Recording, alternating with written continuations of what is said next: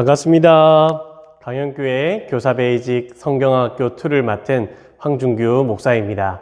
오늘은 함께 이 강을 통해서 하나님의 마음을 더 생생하게 또 자세하게 알아가고 또 그 마음을 나의 마음에 적용하며 하나님께로 더 나아가는 귀한 시간이 되길 바랍니다. 자, 이 강부터는 7번째인 정복시대에 대해서 우리가 살펴보도록 하겠습니다. 아마 다들 한 번쯤은 롤러코스터를 타본 기억이 있을 것입니다. 그때 여러분 기억이 어떠셨나요? 재밌었나요? 아니면 무서웠나요? 맞습니다. 재밌기도 하고 또 무섭기도 한 다양한 경험들이 있을 것 같은데요.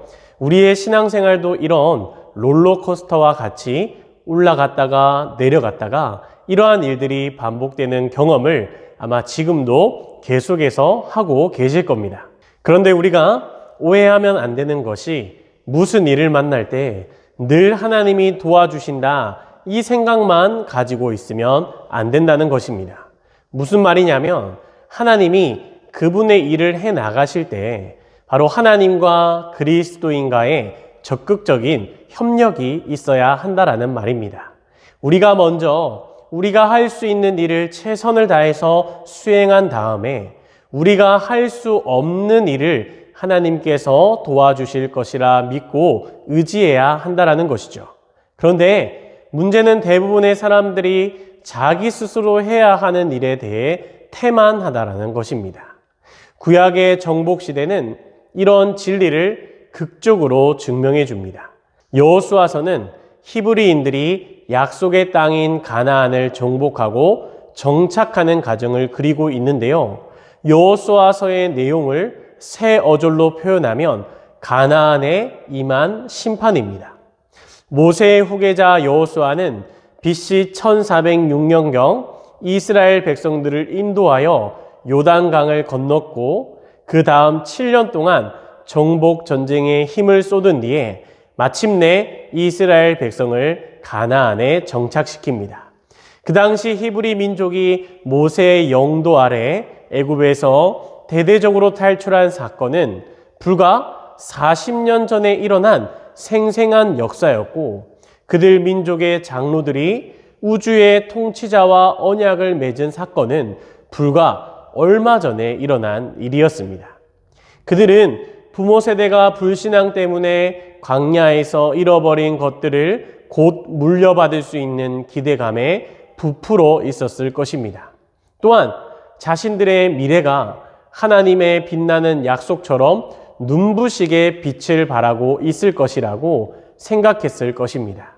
그러나 그들은 창조주 하나님과 긴밀하게 협력하는 것이 약속의 땅을 성공적으로 물려받는데 결정적인 요인이라는 것을 곧 깨닫게 됩니다. 여호수아는 모세의 오른팔로 일하는 40년 동안 하나님과 협력하는 것이 매우 중요하다라는 교훈을 배웠습니다. 그는 모세가 지팡이를 들어 올리자 하나님께서 홍해를 가르시는 것을 보았으며 모세가 바위를 내리치자 하나님께서 수도꼭지를 칼칼 틀어서 350만 명의 갈증을 해소시켜주는 것을 목격했으며 아말렉과의 첫 전투에서 백성을 지휘하며 싸우고 있을 때 모세가 아론과 훌의 도움을 받아 양손을 올리고 있는 동안에 하나님께서 승리를 선사하시는 것을 직접 체험하게 됩니다. 이스라엘 군대의 사령관이신 하나님께서는 이 협력의 원칙을 여호수아에게 상기시키셨습니다. 모세의 뒤를 이어 이스라엘 지도자로 임명된 여호수아에게 하나님은 이렇게 말씀하시죠. 여호수아 1장 8절 말씀입니다. 이 율법책을 내 입에서 떠나지 말게 하며 주야로 그것을 묵상하여 그 안에 기록된 대로 다 지켜 행하라. 그리하면 내 길이 평탄하게 될 것이며 내가 형통하리라. 아멘. 우리는 여호수아가 스스로 할 수 있는 일을 먼저 한 뒤에 나머지 일은 하나님께서 해주실 것이라 믿고 의지했던 사례들을 여호수아서 곳곳에서 찾아볼 수 있습니다. 일례로 여호수아가 2명의 히브리 정탐꾼들을 여리고성에 잡입시켰을 때 하나님께서 그들을 인도해 주셨으며 기생 라합이 다른 민족의 정찰병들을 자기 집 지붕에 숨겼을 때도 그들을 보호해 주셨습니다. 또 여호수아는 여리고를 치기 위해 백성들을 이끌고 요단강을 건넜습니다. 그리고 하나님께서는 또 한 번 물을 가르는 이적을 베푸셔서 이스라엘 백성들이 마른 강바닥을 딛고 건너도록 하십니다. 그러나 백성들이 강에 이르렀을 때 요단강이 자동적으로 갈라진 것은 아니었습니다. 아직 강물이 넘칠 때 제사장들의 발이 먼저 물가에 잠겨야 했기 때문이죠. 제사장들이 요단강에 발을 잠그자 하나님께서 약 32km 폭으로 요단강의 물을 마르게 하셨습니다. 하나님께서는 여호수아에게 요단강 물이 갈라져 있는 동안 강 한복판에서 12개의 돌을 치해 그들이 그날 밤 묵을 곳에 두게 하셨고, 또 다른 12개의 돌을 치해서 바로 언약궤를 맨 제사장들이 서 있는 강 한복판에 세우도록 지시하셨습니다. 그리고 그 이유는 백성들이 하나님의 권능과 보호하심을 상기시키기를 기대하신 것입니다. 요단강을 건넌 이스라엘 백성은 여리고 남쪽에 진을 쳤습니다. 여호수아가 여리고성을 정복할 때 사용했던 작전은 주일학교 어린이들도 다 알고 있을 정도로 유명한데요. 백성들이 여리고성을 총 몇 바퀴 돈 후에 하나님께서 성벽을 무너뜨리셨나요? 맞습니다. 바로 하루에 한 바퀴씩 6일 동안, 마지막 7일은 7바퀴, 총 13바퀴를 돌았습니다. 그러나 그들이 이렇게 이상한 군사작전으로 정복한 성은 바로 여리고가 유일한 예였습니다. 이스라엘 백성은 여리고성 함락 작전을 통해 하나님의 일은 하나님의 방식으로 해야 한다는 원칙을 상기했습니다. 이스라엘 백성은 자기들 눈에 합리적으로 보이는 것이 아니라 하나님께서 초자연적으로 계시하신 것을 이행해야만 했습니다. 그들은 새로운 상황에 처할 때마다 바로 하나님의 뜻을 구해야 했습니다.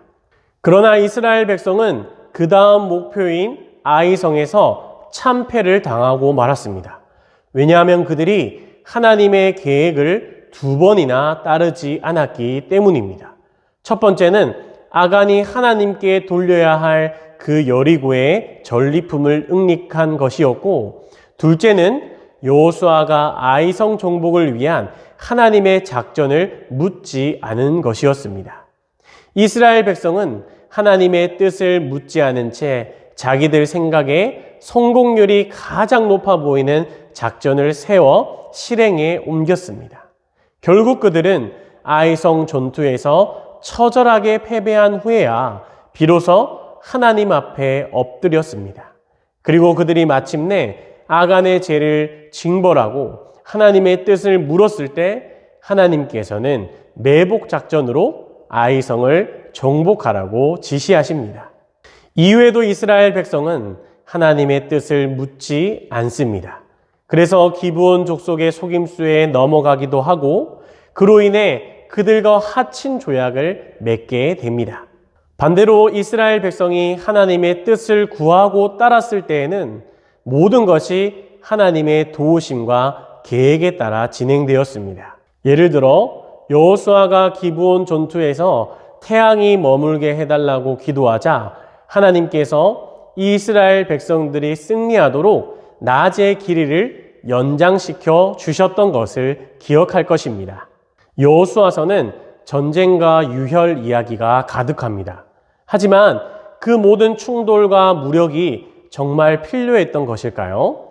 여기서 우리는 하나님께서 죄에 오염된 가나안 족속들을 심판하기 위해 히브리 민족을 도구로 사용하셨다는 것을 깨달아야 합니다.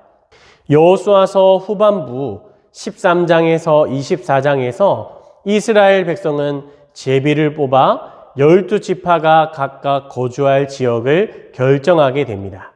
여기서 또다시 하나님과 인간 사이에 협력 원칙이 적용됩니다. 히브리 민족은 제비를 뽑았고 하나님께서 그들 각 지파가 거주할 땅을 배정해 주셨던 것입니다. 그들이 만일 협의를 했거나 의견을 나누었다면 12지파 약 350만 명의 백성이 가나안 땅을 나누는데 얼마나 혼란스러웠을지는 불보듯 뻔한 일입니다. 하나님께서는 약속의 땅을 나누는 제비 뽑기를 직접 주관하심으로 이스라엘 백성 중 누구도 불평하지 않도록 했고, 이 부분에서도 하나님께서 사용하시는 초자연적인 방법을 우리는 발견할 수 있는 것이죠. 기억할 것은 바로 하나님의 일은 하나님의 방식대로 해야 한다는 사실입니다. 이제 8번째, 순환시대에 대해 알아보겠습니다.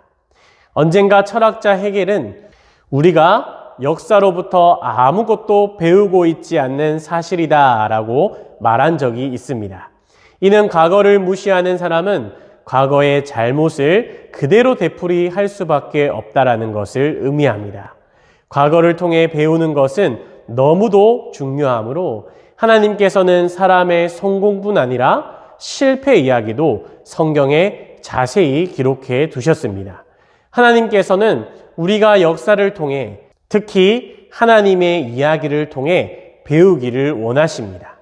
성경의 교훈과 모범을 충실히 따르기만 한다면 쓰라린 체험과 실패를 겪지 않고도 하나님의 길을 배울 수 있게 되죠. 왜냐하면 다른 사람들이 어디서 어떻게 잘못을 했는지 알 수 있기 때문이죠. 사도 바울 역시도 이스라엘 백성들의 실수를 통해 하나님의 길을 배우는 것이 매우 중요하다라고 성경에 기록했습니다. 고린도전서 10장 11절 말씀인데요. 제가 읽어드리겠습니다. 그들에게 일어난 이런 일은 본보기가 되고 또한 말세를 만난 우리를 깨우치기 위하여 기록되었느니라. 아멘. 사사기와 사무엘상 처음 8장은 바로 이 히브리 민족이 5단계로 이루어진 죄의 순환을 7차례나 반복했다고 각각 기록합니다. 확실히 그들은 과거를 통해 배우는데 문제가 있었던 것이죠. 이런 이유 때문에 이 시기를 순환시대, 곧 재순환시대라고 그렇게 지칭합니다. 사사기로 들어가는 열쇠는 앞문과 뒷문 모두에 걸려 있습니다. 앞문에서 우리는 여호수아도 모르고 하나님도 모르는 새로운 세대가 등장했다라는 말을 듣게 되고, 뒷문에서는 모두가 제멋대로 행했다라는 말을 듣게 됩니다. 이 시대에는 아무도 하나님이나 하나님의 율법에 관심을 갖지 않았죠. 사사시대 동안 이스라엘 민족은 하나님께서 직접 통치하시는 신정 정치에서 하나님께서 왕을 통해 간접적으로 통치하시는 군주 정치로 정치 체제를 바꾸게 됩니다. 이 시기에 이스라엘 민족은 거듭 죄를 짓고 압제를 당하며 여호와께 부르짖어 간구하면 여호와께서 구원해 주시고, 그러나 이스라엘 민족은 이를 망각하고 다시 여호와의 목전에서 악을 행하는 죄의 순환을 7차례나 반복합니다. 그러므로 사사기의 주제를 우리가 세 어절로 요약하면 유대인들의 죄의 순환이라고 할 수 있습니다. 사사시대는 약 350년간 지속되었는데, 이 시기는 여호수아가 이스라엘 백성들을 약속의 땅에 정착시킨 때부터 이스라엘의 초대왕 사울이 즉위한 때까지에 해당합니다. 아까 말한 죄의 악순환의 순서에 대해 조금 더 살펴보겠습니다. 1단계는 바로 죄입니다. 사사기 3장 7절 말씀인데요. 이스라엘 자손이 여호와의 목전에 악을 행하여 자기들의 하나님 여호와를 잊어버리고 바알들과 아세라들을 섬긴지라. 제2단계는 압제입니다. 사사기 3장 8절 말씀인데요. 여호와께서 이스라엘에게 진노하사 그들을 메소보다미아 왕 구산 리사다임의 손에 팔았으므로 이스라엘 자손이 구산 리사다임을 8년 동안 섬겼더니. 3단계는 간구입니다. 사사기 3장 9절 말씀인데요. 이스라엘 자손이 여호와께 부르짖음에 여호와께서 이스라엘 자손을 위하여 한 구원자를 세워 그들을 구원하게 하시니 그는 곧 갈렙의 아우 그나스의 아들 온니엘이라. 4단계는 구원입니다. 사사기 3장 10절 말씀인데요. 여호와의 영이 그에게 임하셨으므로 그가 이스라엘 사사가 되어 나가서 싸울 때에 여호와께서 메소보다미아 왕 구산 리사다임을 그의 손에 넘겨주심에 온니엘의 손이 구산 리사다임을 이기니라. 마지막 5단계는 망각입니다. 사사기 3장 12절 말씀인데요. 이스라엘 자손이 또 여호와의 목전에 악을 행하니라. 이스라엘 자손이 여호와의 목전에 악을 행함으로 여호와께서 모압 왕 에글론을 강성하게 하사 그들을 대적하게 하시매. 이것은 바로 사사기에서 보여주는 재순환의 모습입니다. 그리고 총 7차례의 서클 중 첫 번째 서클에 해당하는 것이죠. 그러니까 계속해서 이스라엘 백성들이 이러한 모습을 살게 되었고 하나님은 이 이스라엘 백성들의 모습을 그냥 내버려 두지 않으시고 사사들을 세워 주십니다. 사사들은 총 14명이 있고 12명은 사사기 시대에 그리고 2명은 사무엘상 전반부 시대에 등장하게 되는데요. 사사기 시대에는 순서대로 온니엘, 에훗, 삼갈, 드보라, 기드온, 돌라, 야일, 입다, 입산, 엘론, 압돈, 삼손이 등장하게 되는데 영상을 잠시 멈추시고 여러분들이 성경을 읽어가면서 또 재순환이라고 하는 이 서클을 잘 기억하면서 한번 읽어보시기 바랍니다. 그리고 사무엘상에 나오는 사사는 2명입니다. 한 명은 바로 엘리였죠. 이 엘리는 제사장이면서 사사였습니다. 사무엘의 어머니인 한나는 자기 아들을 이 엘리에게 인턴으로 맡겼는데 그 부탁을 받은 사람이 바로 이 엘리였습니다. 엘리가 이스라엘을 다스리는 동안에도 블레셋과의 전투가 계속되었는데 이때 바로 이스라엘은 언약궤를 뺏기고 마는 그러한 슬픈 사건이 일어나게 됩니다. 또 한 명의 사사는 바로 사무엘이었는데 사무엘은 이스라엘의 마지막 사사로서 최초의 순회 설교자이자 또 최초의 순회 통치자였습니다. 사사시대의 말기에 들어와 이스라엘 백성들은 다른 민족들이 인간 왕의 통치를 받는 것을 보고 자기들에게도 왕을 세워달라며 원성을 높였습니다. 이에 사무엘은 백성의 요구에 굴복하여 사울에게 기름을 부어 왕으로 삼았습니다. 사무엘은 굉장히 중요한 역할을 감당했지만 그의 생애에는 슬픔이 가득했습니다. 왜냐하면 그의 2 아들이 경건하지 못한 불량배였고 백성들이 사무엘의 아들이 차기 지도자가 될까봐 겁을 먹고 사무엘을 거부했기 때문입니다. 다음은 룻기서입니다. 룻기는 한 여인의 순결함과 한 남자의 책임감을 통해 비극이 승리로 바뀐 고전적인 사랑 이야기라고 할 수 있습니다. 룻의 이야기는 사사시대라는 시커먼 그 암석 한가운데 박혀있는 반짝이는 보석과도 같은 이야기이죠. 룻과 보아스는 하나님 보시기에 옳은 일을 행한 승리자였기 때문이죠. 이방 여인이었던 룻은 시어머니를 너무나 사랑하여 자기 민족이 섬기는 우상을 버리고 바로 시어머니가 섬기는 하나님을 믿기로 결심합니다. 그래서 하나님께서는 보아스와의 결혼을 통해 룻을 가난과 가부 신세에서 벗어나게 해주십니다. 이 2 사람의 결합과 그 결과로 태어난 아들은 그리스도께로 향하는 바로 구속의 계보를 계속 이어나가게 되었습니다. 따라서 우리는 룻기의 주제를 구속의 로맨스다라고 이렇게 요약할 수 있습니다. 다음으로는 9번째 왕관 시대입니다. 구약을 공부하는 대부분의 사람들이 예언서 다음으로 어렵다고 느끼는 부분이 바로 여러 왕들이 등장하는 이 부분입니다. 이 부분은 이스라엘 초대왕 사울의 즉위에서부터 열왕기하와 역대하에 기술된 바벨론 포로 사건까지 계속해서 이어지게 됩니다. 구약에는 히브리 왕국에 대해 기술하는 역사책이 6권 있는데 이 책은 모두 상하로 이루어져 있습니다. 사무엘 상하, 열왕기 상하, 역대 상하 이렇게 6권이죠. 왕국의 소리굽쇠 그림에서 손잡이 부분을 연상하면 이 시기에 대해 더 명확히 이해할 수 있습니다. 왕국의 소리굽쇠 손잡이 부분은 2권의 책 일부분과 1권의 책을 나타냅니다. 그리고 이 세 부분은 각각 이스라엘 통일 왕국을 통치한 3명의 왕에 관해 이야기하죠. 사무엘상에서는 사울은 이스라엘의 초대 왕으로서 백성을 통치하지만 후대의 왕들이 따를 만한 보문을 보이지는 못합니다.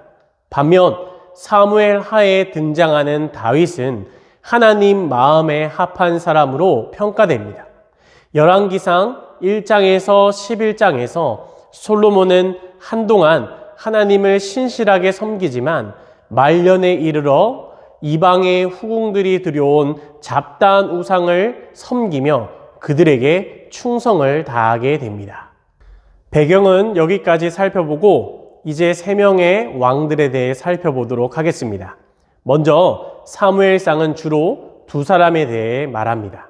이스라엘의 사사 중 마지막 사사였던 사무엘은 왕을 세워달라는 그 백성들의 원성에 반대했으나 하나님의 명령에 따라 사울에게 기름을 붓게 됩니다. 그러나 사울은 금세 미끄러져 죄에 빠졌고 차기 왕으로 내정된 다윗을 몹시도 시기하여 끝까지 추적하여 그를 죽이려고 합니다. 이런 사울의 태도는 경건한 사무엘의 성품과 극명한 대조를 이루게 되죠. 사울은 이스라엘에서 누구보다 키가 크고 용모가 준수한 청년이었으며 그의 아버지 기스는 용맹스럽고 강인하고 또 부유한 사람이었습니다. 사울은 사무엘에게 기름 부음과 가르침을 받은 뒤 비상시국에 처하여 왕의 직무를 수행했습니다. 사울은 통치 초기에는 암몬 족속과 또 블레셋 족속과의 전투에서 잇따라 대승하며 백성들의 찬사를 한 몸에 받게 됩니다. 그런 그의 출발은 겸손하고 좋았으나 그의 종말은 비극적이었죠. 그가 전장에서 자살하고 말았기 때문입니다. 그는 사무엘을 통해 주신 명백한 하나님의 명령을 어기고 자기 생각대로 일을 수행하면서 파멸하기 시작합니다. 사무엘이 죄를 지적했을 때 그는 회개하기보다는커녕 변명을 늘어놓기에 급급하죠. 그 후에 사울에게는 모든 일이 안 좋게 돌아가게 되었고 마침내 하나님께서는 그의 정권을 빼앗아 다윗에게 넘겨주게 됩니다. 두 번째 왕은 너무나도 유명한 왕, 바로 다윗의 이야기입니다.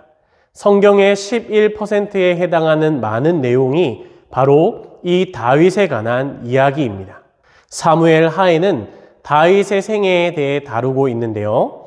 이스라엘 통일왕국을 40년 동안 통치한 다윗의 생애가 바로 사무엘 하의 줄거리입니다. 그가 밧세바와 부정한 관계를 저질렀을 때 그의 인생은 가파른 내리막길로 곤두박질치며 죄에 대한 대가를 받게 됩니다. 그러나 다윗은 회개했고 하나님께 용서함을 받는 모습이 나오게 됩니다. 역대상에서는 사무엘 하에 기록된 이야기에 대해 하나님께서 기록하신 주석이라 할 수 있습니다.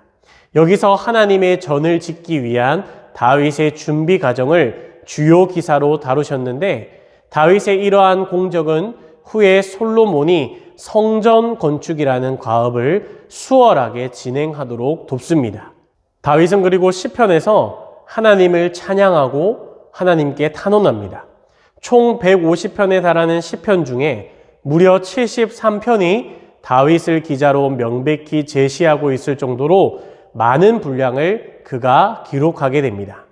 시편은 한 편씩 개별적으로 볼 때나 전체적으로 살펴볼 때나 하나님의 성품과 역사를 찬양하는 내용과 더욱더 강하게 역사의 주기를 탄원하는 내용으로 거의 비슷하게 나누어집니다.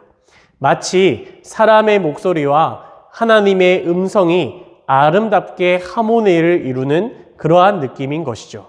그래서 우리가 시편 말씀을 잘 보시면 다윗의 마음과 또 하나님의 마음에 대해 잘 살펴볼 수가 있습니다. 세 번째 왕은 바로 솔로몬입니다. 이 솔로몬 왕 역시 성경의 약 6%에 해당하는 정도로 많은 분량을 솔로몬이 기록했거나 솔로몬에 관한 내용으로 이루어져 있습니다. 열왕기 상에는 솔로몬은 부왕인 다윗에게 통일왕국을 물려받아 예루살렘 성전을 포함한 거대한 건축 프로젝트를 시작합니다. 솔로몬이 예루살렘에 건축한 성전은 고대의 어느 건축물과 비교해도 손색이 없을 만큼 아름다웠습니다. 그러나 성전 건축에는 엄청난 비용과 노력이 들어가게 되었죠. 이에 북쪽에 거주하던 10지파가 솔로몬의 아들 르호보암에게 세금을 감면해 달라고 건의했지만 거절당하고 말았습니다. 그 결과 이스라엘 12지파 가운데 10지파가 통일 왕국에서 분리되었고 그들이 따로 수도를 정하고 나라를 세움으로써 히브리 민족의 통일 왕국은 분열되고 말았습니다. 그들은 국호를 북이스라엘이라고 정했고 남은 두 지파는 남유다라고 정하게 되었습니다. 역대하에서는 주로 남유다에 대해 기술합니다. 역대하는 솔로몬의 치세로 시작해 남유다 백성이 바벨론의 포로로 잡혀가는 사건으로 끝이 나는데요. 이 역대하에서는 각각의 왕들이 하나님을 향한 마음을 기준으로 하늘에서 실시하는 여론조사에 의해 평가를 받게 됩니다.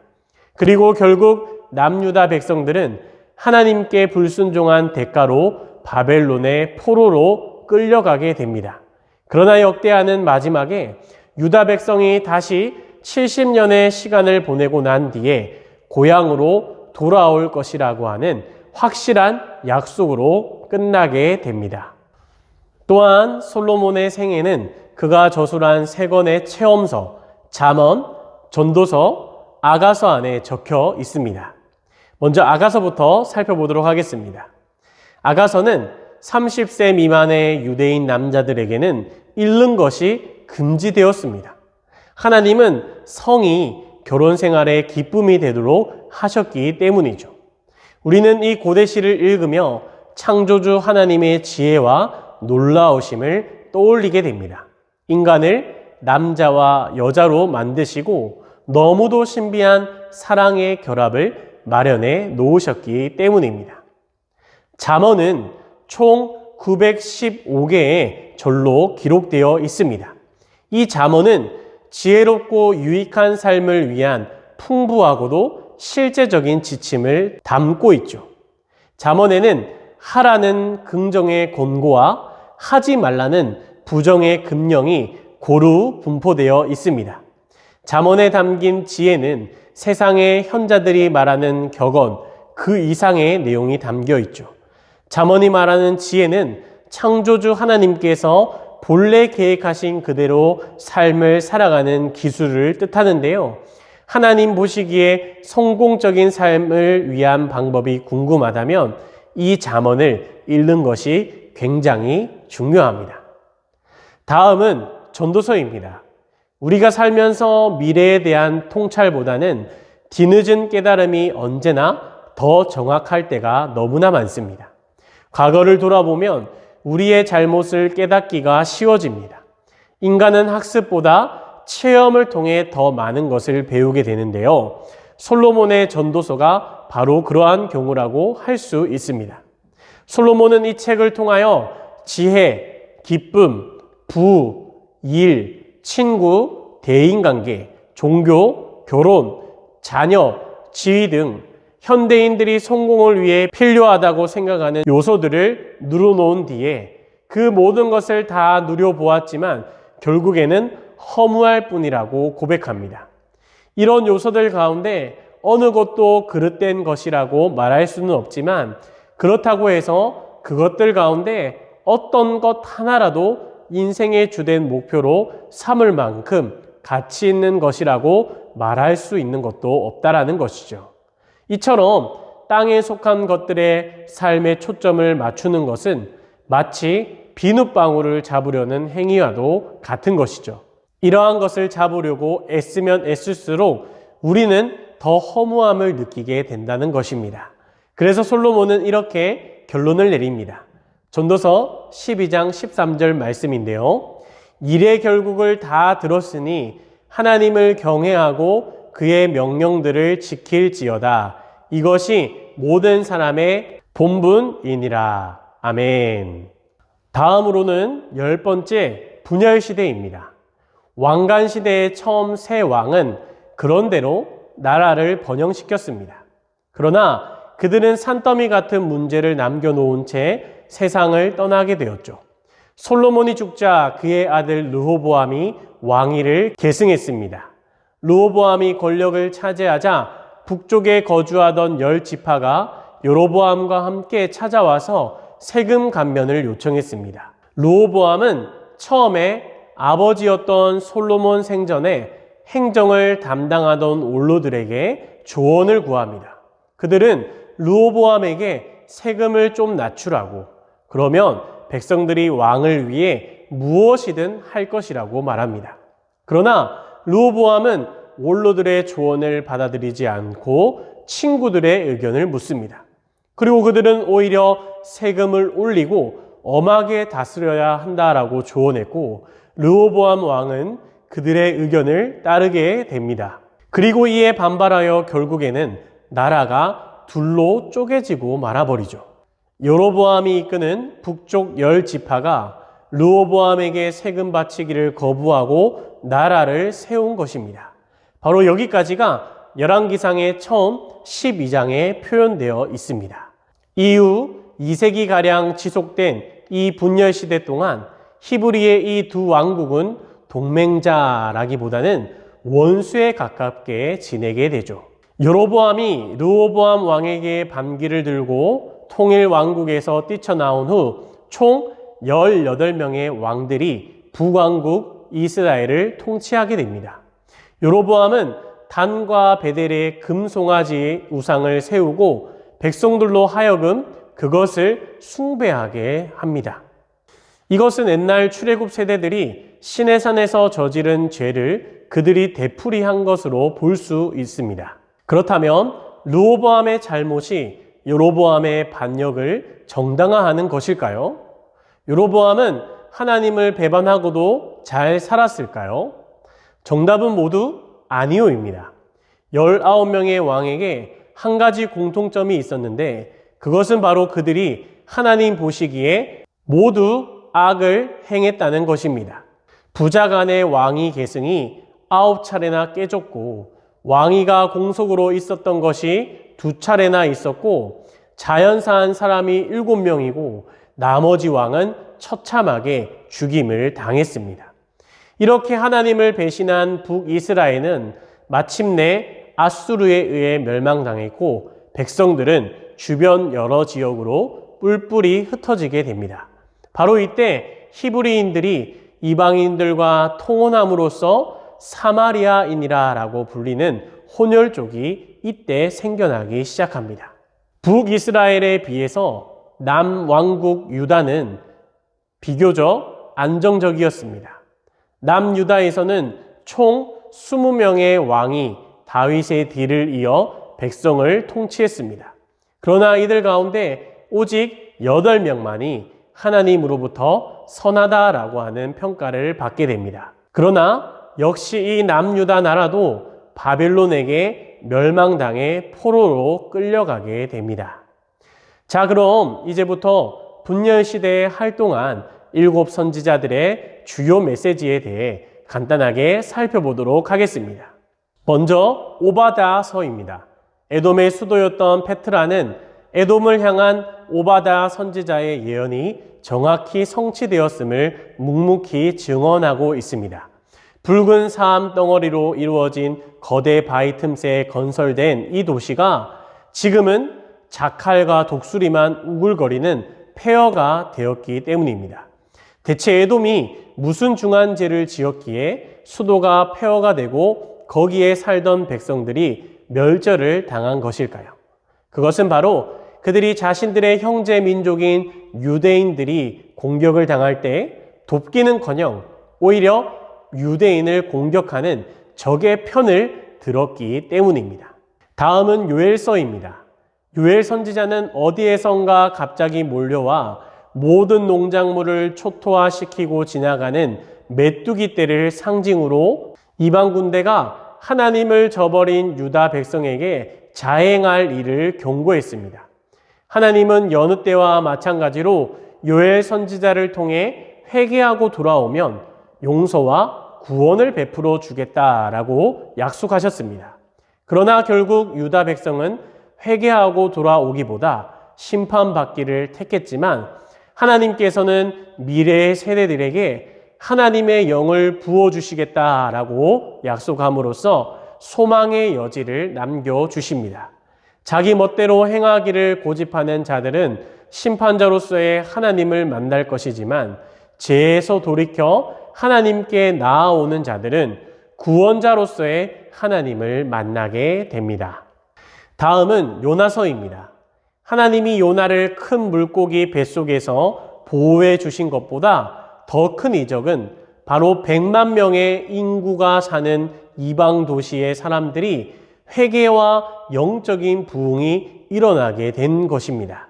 이것은 한 선교사가 하나님을 전혀 모르는 어떤 도시에 가서 그 도시의 멸망을 선포했을 때 그 도시 사람들이 하나님의 메시지를 듣고 돌아와 용서를 구한 것과 같은 엄청나게 큰 사건이 바로 이 요나서의 내용입니다. 다음은 아모스서입니다. 옳지 못한 행동을 하지 않더라도 마음으로 율법을 범할 수 있습니다. 북왕국 이스라엘 백성들이 그랬죠. 그래서 아모스 선지자는 하나님과 하나님의 율법을 무시하는 백성들의 태도를 비판했습니다. 아모스 선지자는 출세를 위해 애쓰는 야심가들을 금수에 비유하며 사회 여러 계층의 사람들을 비판했습니다. 그리고 사람들의 마음이 완고해질수록 아모스 선지자의 메시지 또한 그 강도가 점점 더 세졌습니다. 그러나 하나님께서는 방탕한 이스라엘 백성에게 소망을 제시하셨습니다. 이는 우리가 분명히 주목해야 할 점인데요. 전능하신 하나님께서는 우리의 태도를 변화시킬 수 있지만 그 전에 하나님께서는 우리에게 순종을 요구하고 계신다라는 것이죠. 다음은 호세아서입니다. 신명기와 호세아서는 하나님의 사랑과 또 거룩하심을 강조한다는 점에서 서로 유사합니다. 절대적으로 거룩하면서 거룩하지 못한 인간을 사랑할 수 있는 분은 오직 여호와 하나님 한 분뿐입니다. 하나님은 온전히 거룩하신 분이지만 더러움을 뒤집어 쓰고 사는 모든 피조물에게 가장 좋은 것을 허락해 주십니다. 하나님은 피조물을 지극히 사랑하시지만 절대적으로 거룩하십니다. 거룩하신 하나님께서 어떻게 거룩하지 못한 인간과 교통하실까요? 이를 위한 하나님의 해결책은 바로 죄를 뉘우친 바나가에게 사랑으로 의로움의 선물을 주시는 것입니다. 그렇지만 여기서 핵심은 죄인의 회개입니다. 호세아 선지자는 우리에게 하나님께서 지속적으로 사랑하고 계시니 즉시 돌아오라고 촉구합니다. 그는 하나님께서 길을 이탈한 이스라엘 백성과 재결합하기를 원하신다라는 점을 보여주기 위해서 심지어 고멜이라고 하는 창녀와 결혼을 하게 됩니다. 하나님은 우리를 변함없이 사랑하십니다. 그러므로 우리는 하나님을 떠난 상태에서 즉시 돌이켜 우리를 창조하신 하나님을 구원자로서 의지해야 합니다. 다음은 미가서입니다. 북이스라엘에 아모스 선지자가 있었다면 남유다에는 바로 미가 선지자가 있었습니다. 미가가 활동할 당시에 유다 사회는 도덕성이 완전히 결여되어 있는 그러한 상황이었습니다. 이러한 상태는 메시아께서 직접 통치하시는 완전히 새로운 사회가 도래할 때 궁극적으로 치료될 것인데, 하나님께서는 베들레헴에서 태어날 한 아기와 더불어 계획한 그 일에 본격적으로 착수하십니다. 그 아기는 세상의 구원자요 주권자가 될 것입니다. 다음은 이사야서입니다. 총 66장으로 구성된 이사야서는 가히 성경의 축소판이다 라고 칭할 만합니다. 이사야서 66장 가운데 전반부 39장이 이스라엘의 과거 고난에 관한 내용이며, 후반부 27장은 메시아의 왕국에서 맛보게 될 미래의 영광에 관한 내용이기 때문입니다. 이사야서 안에 있는 이 두 성경은 분량이나 주제면에서 구약과 신약에 상응하는 내용으로 볼 수가 있습니다.